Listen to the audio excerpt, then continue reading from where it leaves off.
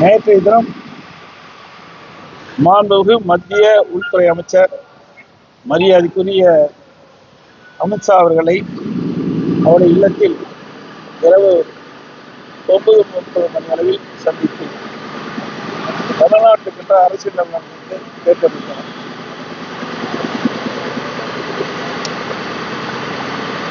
தமிழகத்தை பொறுத்த வரைக்கும் திராவிட முன்னேற்ற கழக அரசு அகற்றப்பட வேண்டும் என்ற அடிப்படையில் அனைத்து இந்திய அண்ணா திராவிட முன்னேற்ற கழகம், தேசிய ஜனநாயக கட்சி மற்றும் பாட்டாளி மக்கள் கட்சி பல கட்சிகள் பேச சேர இருக்கின்றன. ஒரு வலுவான கூட்டணி அமைக்கப்படும். எங்களுடைய கூட்டணி வெற்றி கூட்டணியாக அமையும். வரவேண்ட சட்டமன்ற தேர்தலில் திராவிட முன்னேற்ற கழகத்தை வீழ்த்தி என்னுடைய கூட்டணி அதிக இடங்களில் வெற்றி பெற்று ஆட்சி அமைக்க முடியும் நேரத்தில் தெரிவித்துள்ளது. அதோடு திரு ஸ்டாலின் அவர்கள் அண்மையில உறுதியளிக்கப்பட்ட ஓய்வு திட்டம் என்ற ஒரு அறிவிப்பை அறிவிச்சிருக்கிறார்.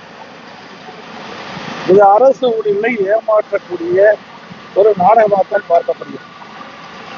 ஏற்கனவே பழைய ஓய்வு திட்டத்தில் அரசுடைய பங்களிப்பு இல்லை. அவர்கள் பழைய ஓய்வு திட்டத்தை நடைமுறைப்படுத்த வேண்டும் என்று கோரிக்கை வைத்தார்கள். 2021 சட்டமன்ற பொதுத் தேர்தலின் போது திராவிட முன்னேற்ற கழக தேர்தல் அறிக்கையில திராவிட முன்னேற்ற கழகம் ஆட்சிக்கு வந்தால் பழைய ஓய்வு திட்டத்தை நிறைவேற்றப்படும் என்று அறிவிப்பை வெளியிட்டார். அதைத்தான் அவர் வலியுறுத்தி போராட்டம் நடத்தி வருகிறார்கள். அவர்கள் போராட்டத்தை கையில எடுத்தவுடன் திராவிட முன்னேற்ற கழக அரசு ஒரு நாடகத்தை இப்பொழுது அரங்கேற்றிருக்கிறது. புதிதாக உறுதியளிக்கப்பட்ட ஓய்வு திட்டம் என்ற ஒரு அறிவிப்பு வெளியிட்டு அரசு ஊழியர்களை இன்றைய தினம் ஏமாற்றி இன்றைக்கு ஒருங்கிணைந்த பென்ஷன் திட்டம், மத்திய அரசு அறிவிக்கப்பட்ட திட்டம் யூபிஎஸ், அதே வடிவத்தில் தான் இப்பொழுது திராவிட முன்னேற்ற கழக அரசு அறிவிக்கப்பட்ட உறுதியளிக்கப்பட்ட ஓய்வு திட்டம். எந்த வேறுபாடுமே இல்லை. அதுல பேரை மட்டும்தான் மாத்தி மாத்தி வச்சிருக்கிறாங்க. மத்திய அரசு அறிவிக்கப்பட்ட பென்ஷன் திட்டம் பிரைஸ் இண்டெக்ஸ் இருக்குது, விலைவாசி புள்ளி. இவர்கள் அறிவிக்கப்பட்டது தற்போது புதிய அகவலைப்படி, அது ரெண்டு தான் பேர் மாற்றம். ரெண்டாவது, பழைய ஓய்வு திட்டத்துல 10 ஆண்டுக்கு ஒரு முறை பே கமிஷன் படி ஊதிய குழு பரிந்துரை 10 ஆண்டுக்கு ஒரு முறை ஊதியம் உயர்த்தி வழங்கப்படும் அரசு.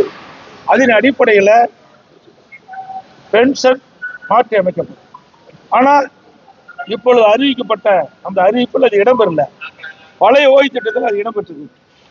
அது அரசுக்கு பாதிப்பு ஏற்படுத்துகிறது. ஆக திராவிட முன்னேற்ற கழக அரசு அறிவிக்கப்பட்டது அரசு ஊழியர்களை ஏமாற்ற ஒரு நாடகமாக தான் பார்க்கப்பட்டது. அதோடு இன்றைய தினம் உங்கள் கனவை சொல்லுங்கள் என்று அறிவிப்பை வெளியிட்டு ஒரு நாடகத்தை அரங்கேற்றுகின்றார் மக்களை ஏமாற்றுவதற்காக. அரசு பணத்தில் 50,000 தன்னார்வர்களை வீடு வீடாக அனுப்பி மக்களின் கனவை சொல்லுங்கள் என்ற ஒரு அறிவிப்பு வெளியிட்டார். இது பெண் அமைப்பின் மூலமாக ஆட்களை தேர்வு செய்து இதை நடைமுறைப்படுத்துவதாக பரவலான பேச்சு. இன்னும் ஒரு மாசம் தான் இருக்குது தேர்தல் அறிவிப்பு.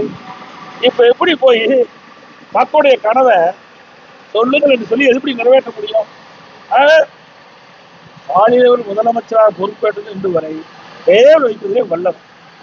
ஒரு பெயரை வைப்பாங்க, ஒரு நாடகத்தை அரங்கேற்றுவாங்க, போட்டோ ஷூட் போடுவாங்க, பத்திரிகைகள் விளம்பரம் வரும். அப்படிப்பட்ட ஒரு ஆட்சி தான் நடந்துருக்குது. அதோட நேற்று தினம் வரும்போது நான் தொலைக்காட்சியில் பார்த்தேன், தமிழ்நாட்டின் வளர்ச்சி பயணத்தில் ஒருவரையும் பின்தங்க விட மாட்டேன்னு சொல்றாரு. ஏற்கனவே தமிழ்நாட்டில் இந்த ஆட்சி அமைந்த உடனே பெண்ணுக்கு தள்ளப்பட்டு விட்டது. சுமார் இந்த ஆட்சி முடிக்கின்ற பொழுது 5.5 லட்சம் கோடி கடல்ல விட்டு போகும். 73 ஆண்டு காலம் ஆட்சியிலே பல கட்சிகள் புரிந்த போது 2020 வரை 5,18,000 கோடி தான் தமிழ்நாட்டுடைய கடன் இருந்தது. இப்ப திராவிட முன்னேற்ற கழகம் ஆட்சி அமைந்த பிறகு 5 ஆண்டு நிறைவு செய்த போது சுமார் 5.5 லட்சம் கோடி கடன் இருக்குது. இது இந்த அரசாங்கத்தை இந்த மக்களுக்கு பின்னடைவு தானே ஏற்படும்.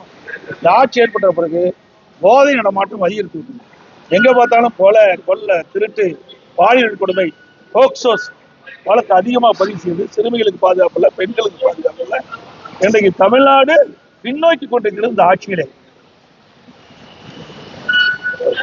சார், நேற்றுக்கு உள்துறை அமைச்சரை சந்திக்கும் போது அந்த கூட்டணி நிலவரங்கள் பத்தி பேசப்பட்டதா? கூட்டணி நிலவரம் எல்லாம் பேசல. அதான் சொல்லியிருக்கேன், தமிழ்நாட்டில் நிலவுகின்ற அரசியல் சூழ்நிலை குறித்து கேட்டார். ஏன்னா அண்மையில் அங்க வந்து இப்ப புதுக்கோட்டைக்கு வந்து அந்த யாத்திரா நிறைவு விழாக்கா வந்தாங்க. அப்போ நாங்கள் போக முடியும். ஆனால் எனக்கு வந்து சேலத்தில் ஒரு மீட்டிங் வந்து கள்ளக்குறிச்சியில் மீட்டிங், அப்போ சந்திக்கலாம் திட்டப்பட்டப்போ 2 மீட்டிங்கு இருந்ததுனால நாங்கள் போய் அவர் சந்திக்க முடியல. அதனால இங்கே சந்திச்சு தமிழ்நாட்டில் இருக்கின்ற அரசியல் சூழ்நிலை கேட்டது. நேற்றுக்கு பாட்டாளி மக்கள் கட்சியை சேர்ந்த அன்புமணி ராமதாசுடன் அந்த கூட்டணி முடிவடைந்தது, சீட்டு எல்லாம் முடிவடைந்தது. சீட்டு எவ்வளவு அப்படின்றத பின்னாடி சொல்றேன்னு சொன்னீங்க. வேறையும் கட்சிகள் வந்து இந்த கூட்டணியில வரும் அப்படின்னு நேற்றுக்கு நீங்க பேசுறதா சொல்லியிருக்கீங்க. எந்தெந்த கட்சிகளுடன் அது பேச்சுவார்த்தை வந்து வெளிப்படையா எதுவும் சொல்ல முடியாது. அதாவது நான் ஏற்கனவே சொன்ன மாதிரி இப்போ பாட்டாளி மக்கள் கட்சி என்னோட இணைச்சிட்டாங்க. அது மாதிரி இன்னும் சில கட்சிகள் என்னுடைய கூட்டணியில் வந்து சேரும். அப்போ நாங்க தெளிவா சொல்லுவோம். அப்போ எல்லா கட்சிகளும் ஒன்றாக சேர்ந்த பிறகுதான் இந்த சீட்டெல்லாம் முழுமையான விவரத்தை அறிவிக்க முடியும். சசிகலா அவர்கள் வந்து அதிமுகவுல மீண்டும் இணைவது குறித்து நீங்கள் ஏதாவது அப்படிப்பட்ட எண்ணம் அவங்க வந்தா நீங்க வந்து இது குறித்து பல முறை ஊடகத்தில் பத்திரிகை தெரிவிச்சுட்டாங்க. மீண்டும் மீண்டும் அதை கிளற வேண்டாம், அங்க இடம் கிடையாது. ஏன் போகல, அதெல்லாம் எங்க தனிப்பட்ட விவரம். நான் இல்லைன்னா அதோட விட்டுருங்க. இல்ல, பொதுவான ஒரு கருத்து அவங்க எல்லாம் இணைத்தா உறுதியான அதிமுக வலிமையா இருக்குது. இவ்வளவு போல ஊடகங்களும் பத்திரிகைகளும் அது பில்டப் பண்ணி பெருசா போட்டுட்டு இருக்கிறீங்க. அனைத்து இந்திய அண்ணா திராவிட முன்னேற்ற கழகம் வலிமையா இருக்கின்ற காரணத்தினால்தான் 2021 75 இடங்கள் நாங்க பெற்றோம். கூட்டணி 2 லட்சம் ஓட்டுல, 2 லட்சம் ஓட்டுல 43 தொகுதி எடுத்துட்டோம். புரியுதுங்களா? பெரிய வித்தியாசம் இல்லை எங்களுக்கு. 3% வித்தியாசம். டிடிவி தினகரனுடைய கட்சி உங்களுடைய அதிமுக பாஜக கூட்டணியில வரும் அப்படின்னு அதுதான் நான் சொல்றேன்ல, ஏசியமா சொல்லுவதற்கு எதுவும் இல்லை. சில கட்சிகள் எங்களோட வரும், பேச்சுவார்த்தை அதெல்லாம் வெளிப்படையா பேச ஒவ்வொன்றாக சேர்க்கிட்ட முடியும். உங்களை எல்லாம் அழைத்து நிச்சயமாக தகவல் தெரிவிக்கப்படும். நான் இப்போ வந்து ஒன்று சேர்ந்தாங்க பாட்டாளி உடனே உங்களை எல்லாம் அழைச்சி பேட்டி கொடுத்துங்களா. ஓபிஎஸ் வந்தா ஓபிஎஸ் சேர்வதற்கு வாய்ப்பில்லை. பல முறை சொல்லிட்டு அவர் ஏற்கனவே சொல்லிட்டார்.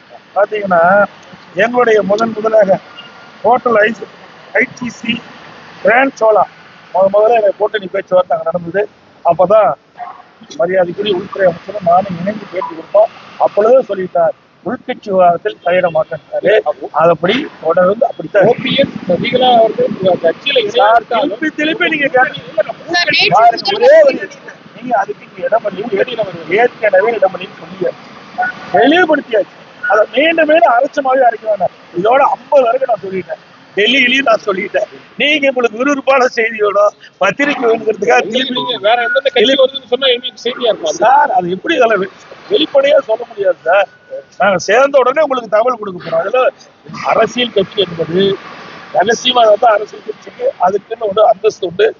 புரியுதுங்களா? அது வந்து பேச்சுவார்த்தை நடந்து. பிரதமர் அல்லது உள்துறை அமைச்சர் தமிழ்நாட்டுக்கு வருவதை பத்தி ஏதாவது பேசப்பட்டதா? எப்ப வர்றாங்க? அதெல்லாம் நாங்க அறிவிப்போம்.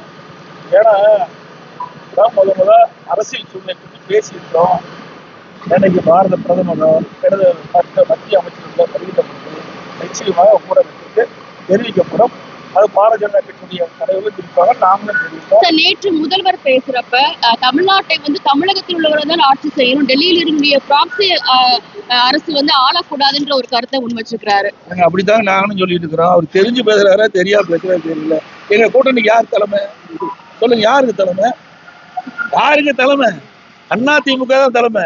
எங்க கூட்டணி பேச்சுவார்த்தை நடக்கின்ற பொழுது அனைத்து இந்திய அண்ணா திராவிட முன்னேற்ற கழக தலைமையில் தான் அதிமுக தான் ஆட்சி அமைக்கன்னு சொல்லியாச்சுல்ல. அப்புறம் அவரோட தான் காங்கிரஸோட சேர்ந்திருக்காரு. காங்கிரஸ் அவரும் எந்தெந்த காலத்துல திமுக இருக்கின்ற பொழுது அப்ப என்ன இந்திய எதிர்ப்பு போராட்டம் நடந்தது, எமர்ஜென்சி வந்தது, விசா சட்டம் வந்தது, அதெல்லாம் அரசு பண்ணாங்க அப்படின்னு ஒவ்வொரு முறையும் சொல்லிட்டு இருக்காரு. அது மட்டும் இல்ல, கலைஞருடைய பிறந்தநாள் வருகின்ற நூற்றாண்டு விழா வருகின்ற பொழுது ஒரு கண்காட்சி நடத்துகின்ற பொழுது திரு ஸ்டாலின் அவர்கள் விசா சட்டத்துல சிறை இருக்கிற மாதிரி கேட்டாங்க. அப்படிப்பட்ட கட்சியை தான் போய் கூட்டணி அமைச்சிருக்கிறாங்க. கூட்டணி என்பது அவ்வப்போது எல்லா கட்சியும் அமைச்சிட்டு இருக்குது.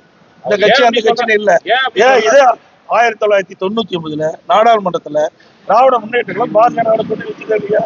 அப்பெல்லாம் நேரடி தான் ஆண்டாங்களா? அமைச்சரவையிலே வீட்டில் இருந்தாங்க. கிட்டத்தட்ட 8 ஆண்டு காலம் திராவிட முன்னேற்ற கழகம்